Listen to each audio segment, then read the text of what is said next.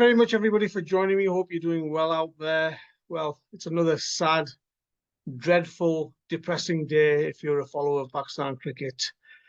I think if somebody had said to me that I'd be sitting here talking about a whitewash in a test series at home for Pakistan against Bangladesh, I would have said that they are barking mad. And yeah, I would have said it was absolutely impossible. But there we are. That's the harsh reality of Pakistan cricket at the moment. Simply not good enough. Outplayed, outbatted, outbowled, outfielded. And the tactics of Bangladesh, their preparation, their skills, and the way they stuck to the team game plans and how they played their cricket was just outstanding. It was much better than Pakistan. Pakistan can have no excuses at all regarding this performance, and Bangladesh deserved to be credited. They deserved praise, and they were worthy winners in Pakistan. I mean, we keep saying it, but where is Pakistan cricket heading? And there's only one way: it's heading down. And there's many reasons which I will do in another video regarding why it's heading down. And I'll be speaking to various players in the next few days, former players and commentators, about what is going wrong in Pakistan cricket, what needs to change, and you know what is the plan, and where are we actually heading in terms of a direction for Pakistan cricket. But I think this video is more to do with the performances of the Pakistan players and ratings for the Test series against Bangladesh, which do not make for very pleasant or pretty reading. Let's start with Saim Ayub. So Saim's numbers: 135 runs, average of 33.75. He took 1 wicket for 34 runs. Look, I like Saim Ayub. I think he's a good cricketer. I think he's going to be a wonderful cricketer for Pakistan in the future. However, he needs to rein it in a little bit. Can't play Test cricket like T20 cricket. Not everybody can do that. And I'm afraid that some of the dismissals, the way Saim is getting himself out, it's not worthy of a Test batter. You know, you've made your 20 runs, you've made your 30 runs. You don't need to play a wild slog. And as I tweeted a couple of days ago when he played that wild shot, you know, if you're going to play those sort of shots, you are running the risk of a downfall. So, you know, you can take those risks, you can play those big shots, you can go for them, but sooner or later you'll get found out. And I'm afraid Saim takes too many risks in Test cricket. I've given him a 4 out of 10 because I think there's hope for him. I think he's one for the future. But as I say, he needs to rein that batting. He needs to put a price on his wicket in Test cricket and be a little bit more patient. Patience isn't something we associate with Saim Ayub, but if he wants to make a career in Test cricket, that's something that he's going to have to add to his batting. Abdullah Shafique, 42 runs in 4 innings, average of 10.50. Dreadful.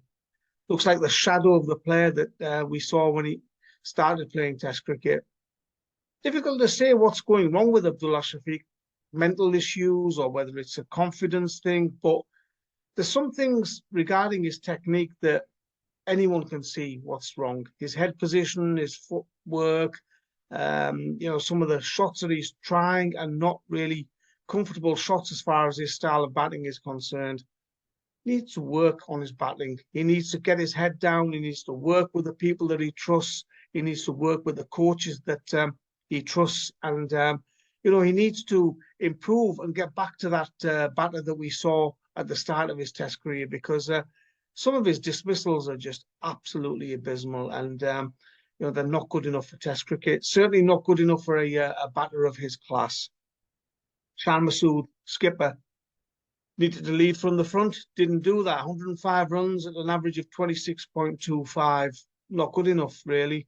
He'll be the first to admit it. He's apologised in press conference today, and he said that the team weren't prepared for Test cricket, which I find shocking, really. Why weren't they prepared? They knew about this Test series, and they've had ample time to prepare for a Test series at home to Bangladesh. They had ample time to know what the conditions were, pick their team, pick their squad, and it just seems to be experimentation. I don't think his captaincy was great either. And as I say, his batting and some of his dismissals were way below par as well. I've given him 2 out of 10. Babar Azam. King Babar Azam, we call him, but certainly didn't bat like a king in this series, did he? Test cricket, he's been struggling. I mean, we've all seen the stats regarding when his last 50-plus score was. This isn't the Babar Azam that we're all used to seeing. This isn't the free-flowing Babar Azam, the confident batter who dominates bowlers in all formats. Again, it's difficult to pinpoint what's going wrong with Babar. Is it confidence? Is it an issue regarding his batting position? Is it a case of losing the captaincy has affected his confidence? But there's definitely some technical issues, especially when he's facing spin, which some of us have been talking about for a long time now. Again, not good enough. As I say, 64 runs in the series at an average of 16 is woeful and way below the standard one expects of Babar Azam. 1 out of 10, I'm afraid, Babar. You're much better than your numbers in this series. Saud Shakeel, 159 runs at an average of 39.75. Yeah, Saud showed some promise, but 1 good innings in a series isn't enough. And I think Saud is another who will look at the modes of dismissal, the shots that he played to get out. He'll be disappointed. He's a much better batter in Asian conditions than he showed. Certainly in 3 out of the 4 innings against Bangladesh in this series. Yeah, you can say an average of 40 is pretty good. But, again, when your team is in trouble, you need to do better. Yep, he played that 1 brilliant innings in the series, but he flopped 3 out of 4 times, and that isn't good enough. I've given him 3 out of 10. Salman, Agha, 120 runs, average of 40, took 4 wickets, an average of 58.33. Let's start with his batting. I thought he batted quite well in difficult circumstances. Quite often was left with the tail. He showed fight, he showed grit, he showed good temperament. And, many people said he wasn't a test cricketer, and he's proving a few people wrong. And he batted well. Give him credit where it's due. He made important runs. And, especially when the going was tough out there and he didn't have much support at the other end. He made some vital runs. Look, his bowling. He's not going to get you 5 wickets. He's not going to get you 10 wickets in a match in Test cricket. Very rarely will he do that unless it's a ranked turner. So he's a fill-in spinner, really, as far as I'm concerned. He's not a frontline spinner. 4 wickets, average of 58.33. Not great numbers, but as I say, he's a support bowler. In the first test, they were expecting too much of him. You didn't play a frontline spinner, and this guy's not going to win you too many test matches with the ball. But overall, I think he can be at least satisfied with his performance. 4 out of 10 for him. Mohammad Rizwan, outstanding. 294 runs at an average of 98, kept wicket well. People keep criticising Mohammad Rizwan for his efforts with the bat, but time and again he keeps proving his critics wrong. And I don't really get what people are trying to do by criticising him, by criticising his approach, the way he bats. Without him, Pakistan would have faced even more embarrassment against Bangladesh. And, we needed more batters like Rizwan out there, putting a price on his wicket, gritty batting, gutsy batting, and playing for the team, which I'm afraid some of the shots that the Pakistani batters played in this series, you wonder, are they actually playing for Pakistan or are they in cloud cuckoo land? Mohammad Rizwan, 6 out of 10. I think he deserves the highest rating in this series for Pakistan. Shaheen Shafii looked a shadow of himself. Again, doubts over his fitness, over his temperament. What's going on with the lad? Lost the captaincy, didn't he, in the T20 format? Has that hampered his confidence? Shaheen really needs to focus on his fitness, on his bowling, some technical issues there. I'm still wondering whether he is 100% fit or not, but there's a lot going on with Shaheen, and the signs are not good. They're not positive, these signs. I think he needs to reassess his cricket, focus, as I say, on what he wants to do as a cricketer in the coming years, because something just is not right. and he scored 31 runs with the bat, 2 for 96 in the match that he played at an average of 48, and then he was rested, they said. Okay. 2 out of 10. Naseem Shah, similar to Shaheen Shah, really there's question marks over his fitness, over his temperament, over his focus. People are saying that he doesn't look 100% fit. People are saying that he's carrying a little bit too much weight. Look, Naseem will know how fit he is. The PCB will know how fit he is. The trainers and the coaches should know how fit he is. The fact that he was dropped for the second test is worrying again. I mean, he scored, 3 runs in the first test and took 3 for 100, average of 33.33. Poor numbers. Shaheen's average with the ball was 48. These are your frontline bowlers. We need them performing match after match after match. It's not a case of you performing a couple of T20s and then you do nothing for the next 5-6 matches. You need to be consistent. And these guys are not performing at this moment in time. I think, again, they need to reassess. As I said, they need to reassess their plans, their focus, what they want to achieve in the coming days, weeks, months and years. Because the pair of them, they don't look on song at all. Naseem, I've given him 2 out of 10. Khurram Shehzad brought in, obviously, for the second test match. Did well, scored 17 runs with the bat. Looks like he can handle a bat. I don't know why he was sent in as night watchman when we needed to win the test match. Very defensive move as far as I'm concerned. Took 9 wickets in that test match, 220 runs, average of 24.44.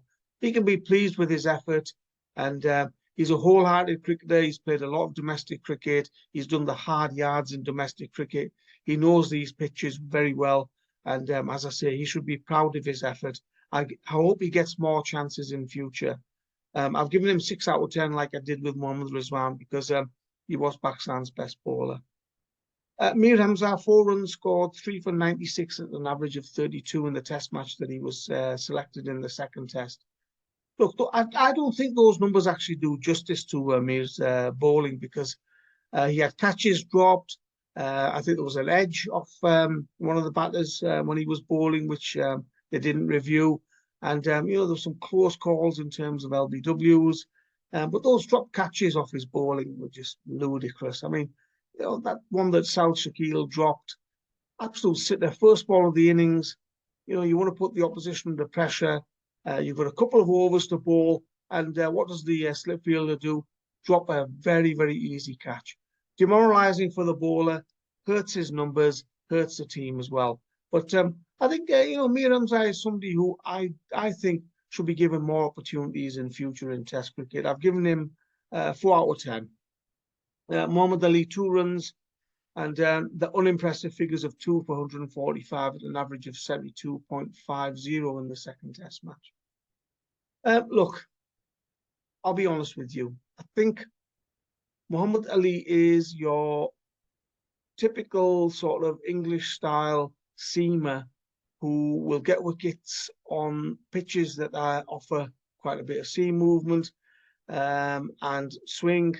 But unfortunately, in Pakistani conditions, even with the Rawalpindi surface, the Bangladeshi bowler showed that if you've got that extra bit of pace, then you can get that bounce, you can trouble the batters, you can worry the batters, and you can confuse them and make them make mistakes.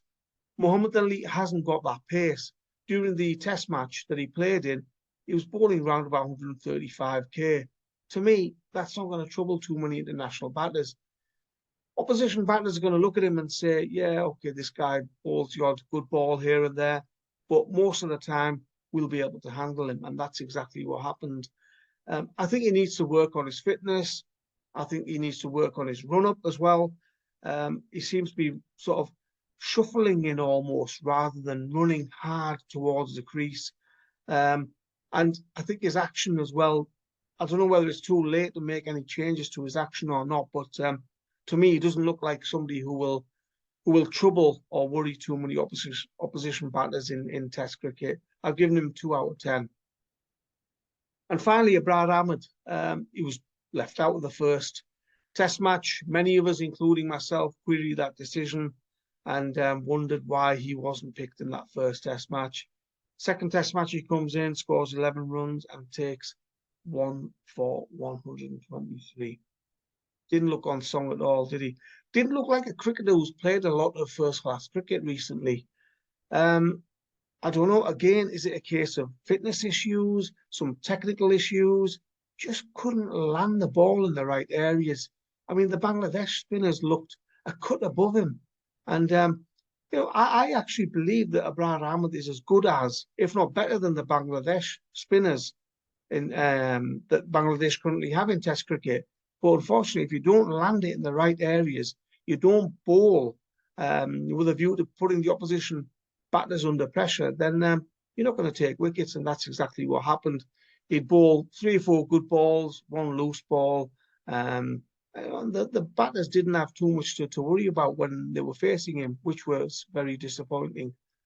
I think overall, Pakistan what can they take away from this series? Lots to learn, lots to improve upon. It was embarrassing. It was a shambles. And, Pakistani cricket fans all over the world will be looking at this team and wondering just what the hell is going on. We keep hearing the chairman saying he's going to rejuvenate Pakistan cricket. He's going to revitalize it. At the moment, I think Pakistan cricket is on a life support machine, and the health of Pakistan cricket is deteriorating fast. I think it needs more than just words. It needs actions, because Pakistan cricketers and Pakistani players, the attitude, the fitness levels, simply not good enough. That was shocking. It was appalling. And you're representing a great cricketing nation like Pakistan, and you perform like that, you deserve the stick that's going to come to you. Thanks very much for watching, folks. Take care.